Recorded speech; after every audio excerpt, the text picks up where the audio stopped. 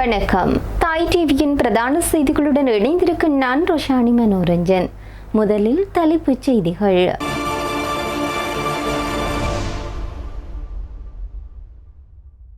விகாரிக்கு சொந்தமான நிலத்தை விகாரிக்கு கொடுப்போம். யாழில் புத்த சாசன அமைச்சர் அறிவிப்பு.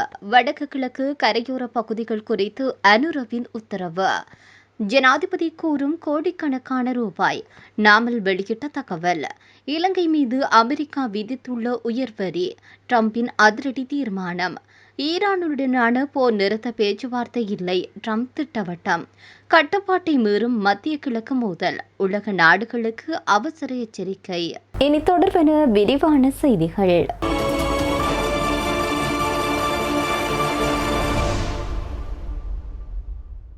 மக்களுக்கு சொந்தமான நிலத்தை மக்களுக்கும் விகாரிக்கு சொந்தமான நிலத்தை விகாரிக்கும் பிரித்து கொடுப்பதற்கான நடவடிக்கைகளை முன்னெடுத்து வருகின்றோம் என புத்த சாசன சமய மற்றும் கலாச்சார அலுவல்கள் அமைச்சர் ஹினதும சுனில் சினவி தெரிவித்தார்.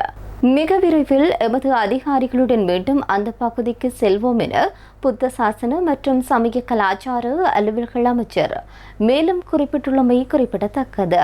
வலிகாமம் வடக்கு பிரதேசத்தில் அமைந்துள்ள தையிட்டி தேசவிகாரை தொடர்பான காணி விவகாரத்தில் அரசாங்கம் தற்போது விரிவான பேச்சுவார்த்தைகளை நடத்தி பெரிய அளவிலான பணிகளை மேற்கொண்டுள்ளது. அனைத்து தரப்பினரையும் அழைத்து நாங்கள் பேச்சுவார்த்தை நடத்தியுள்ளோம். குறிப்பாக நீதி அமைச்சர் வடமாகாணத்தை பிரதித்துவப்படுத்தும் கடற்றொழில் அமைச்சர் ராமலிங்கம் சந்திரசேகரன், நான், ஆளுநர், மாவட்ட செயலாளர், பிரதேச செயலாளர் உள்ளிட்ட அனைத்து தரப்பினரையும் பாராளுமன்றத்திற்கு எமது அமைச்சருக்கும் பலமுறை அழைத்து இந்த பேச்சுவார்த்தைகளை நடத்தியுள்ளோம். அத்துடன் அந்த பகுதியின் காணி உரிமையாளர்களான மக்களையும் நாங்கள் நேரில் சந்தித்து பேசினோம். இந்த பேச்சுவார்த்தைகளின் விளைவாக கடந்த சில நாட்களுக்கு முன்பு காணி அளவீட்டு பணிகளை மேற்கொள்வதற்காக அனைத்து அதிகாரிகளும் வலிகாமம் தையிட்டி பகுதிக்கு சென்றனர். ஆனால் அங்கு ஏற்பட்ட சிறிய சிக்கல் காரணமாக அதை முழுமையாக செய்ய முடியாமல் போனது.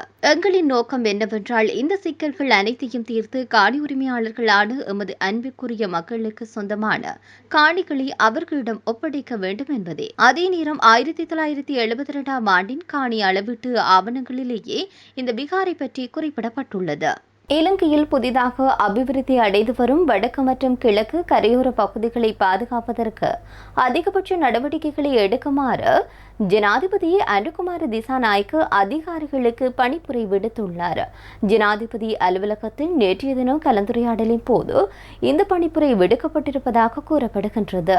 அத்துடன் கடற்கரை பகுதியில் அபிவிருத்தி செய்த பின்னர் அங்கு மேற்கொள்ளப்படும் சட்டவிரோத நிர்மாணங்களினால் கடற்கரைக்கு பெரும் சேதம் ஏற்படுவதனால் அதனை தடுப்பதற்கு அதிகபட்ச சட்ட நடவடிக்கைகளை எடுக்குமாறு வலியுறுத்தியுள்ளார். அந்த நடவடிக்கைகளை கண்காணிப்பதற்காக செயல்பாட்டு குழுவை நியமிக்குமாறு ஜனாதிபதி இதன்போது அறிவுறுத்தியுள்ளார்.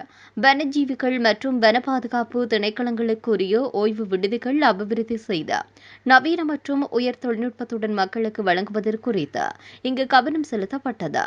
மேலும் மலர் வளர்ப்பை ஒரு கைத்தொழிலாக அபிவிருத்தி செய்வதற்கும் உயிர் பல்வகமையை பாதுகாப்பதற்கும் தேசிய தாவரவியல் பூங்காக்களை அபிவிருத்தி செய்வது குறித்து கலந்துரையாடப்பட்டது. கோடிக்கணக்கான ரூபாய் இருப்பதாக ஜனாதிபதி கூறி வரும் நிலையில் மக்கள் செலுத்தும் வரிகள் நியாயமானதாக இல்லை என பொதுஜன பெரமுன கட்சியினுடைய தேசிய அமைப்பாளரான நாமல் ராஜபக்ஷ தெரிவித்தார். கூட்டம் ஒன்றில் உரையாற்றும் போது நாமல் ராஜபக்ஷ இந்த விடயத்தை தெரிவித்தார். ஜனாதிபதி எங்களிடம் கோடிக்கணக்கான ரூபாய் இருக்கிறது என்று பெருமையுடன் கூறுகின்றார். ஆனால் செலுத்தப்பட்ட வரிகள் நாட்டில் நியாயமான முறையில் முதலீடு செய்யப்படவில்லை. இது ஒரு கடினமான காலம். பெரும் பொருளாதார நெருக்கடி நிலவும் காலம். வாழ்க்கை செலவு அதிகரித்து வருகிறது. அரசாங்கம் தன் விருப்பப்படி வரிகளை உயர்த்துகிறது. அரசாங்கத்தில் ஏதேனும் திருட்டு நடந்தால் அந்த திருட்டின் இழப்பை ஈடுகட்ட மக்கள் மீது வரி விதிக்கப்படுகிறது. கடந்த காலத்தில் தரம் குறைந்த நிலக்கரி இறக்குமதி செய்யப்பட்டது.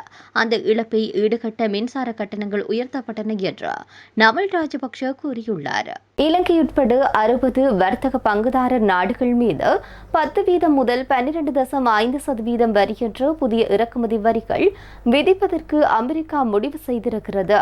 அமெரிக்கா தற்போது விதித்திருக்கக்கூடிய 10% வரியின் காலம் முடிவடைந்ததை அடுத்து இந்த தீர்மானத்தை ட்ரம்ப் நிர்வாகம் எடுத்திருக்கின்றமை குறிப்பிடத்தக்கது. அதன்படி இலங்கையிலிருந்து இறக்குமதி செய்யப்படும் பொருட்களுக்கு 12.5% என்ற உயர் வரி விகிதம் விதிக்கப்பட்டுள்ளது. இதன்படி இலங்கையிலிருந்து இறக்குமதி செய்யப்படும் பொருட்களுக்கு 12.5% வரி உயர்வு விகிதம் விதிக்கப்படுகின்றது. குறித்து 60 நாட்களில் கட்டாய உழைப்பை பயன்படுத்தி தயாரிக்கப்பட்ட பொருட்களை இறக்குமதி செய்வதை தடை செய்யும் சட்டங்களை முறையாக செயல்படுத்த தவறியதாக அமெரிக்கா குற்றம் சாட்டியது. மேலும் இந்நாடுகளின் இது தொடர்பான மெத்தனமான கொள்கையை இந்த புதிய வரிகள் விதிக்கப்படுவதற்கான முதன்மை காரணம் என்று அமெரிக்கா தெரிவித்தது. ஈரானுடன் போர் நிறுத்த பேச்சுவார்த்தையை நடத்துவதற்கு தான் இன்னும் தயாராக இல்லை என்று அமெரிக்க ஜனாதிபதி திட்டவட்டமாக கூறியிருக்கின்றார். அமெரிக்க சுற்றுச்சூழல் பாதுகாப்பு முகமையகத்தில் நிகழ்வொன்றில் கலந்துரையாடுகின்ற போது இதனை அவர் தெரிவித்தார். அதில் கலந்து கொண்டு கருத்து தெரிவிக்கின்ற போது அவர் மேலும் தெரிவித்த விடயங்களாவது: இது தொடர்பில் மேலும் தெரிவித்த ட்ரம்ப், ஈரானின் இஸ்லாமிய குடியரசுக்கு எதிராக நாங்கள் மிகவும் சிறப்பாக செயல்பட்டு வருகின்றோம்.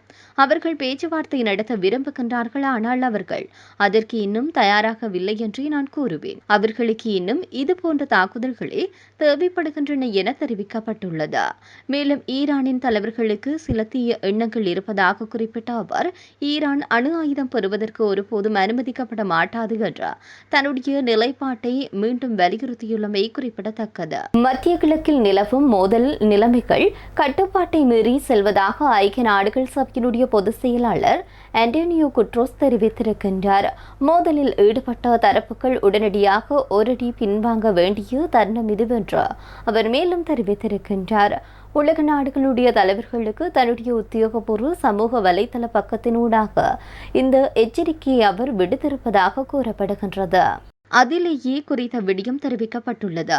இது தொடர்பில் அவர் மேலும் தெரிவித்த போது, அனைத்து பகுதிகளும் சண்டைகள் உடனடியாக நிறுத்தப்பட வேண்டும், கடற்போக்குவரத்து சுதந்திரம் மீண்டும் மீட்டெடுக்கப்பட வேண்டும், ராஜதந்திர பேச்சுவார்த்தை மட்டுமே ஒரே தீர்வாகும் என திட்டவட்டமாக வலியுறுத்தினார். அமெரிக்கா மற்றும் ஈரானுக்கு இடையிலான ராணுவ மோதல்களும் ஹார்முஸ் நீரிணையில் ஏற்பட்டிருக்கக்கூடிய கப்பல் போக்குவரத்து பிரச்சினைகளும் பிராந்தியத்தின் போராக உருவெடுத்து வரும் பின்னணியிலேயே ஐநா பொதுச் செயலாளர் இந்த அவசர வேண்டுகோளை விடுத்துள்ளமை குறிப்பிடத்தக்கது. இத்துடன் தாய் டிவியின் பிரதான செய்திகள் நிறைவடைகின்றன. நன்றி.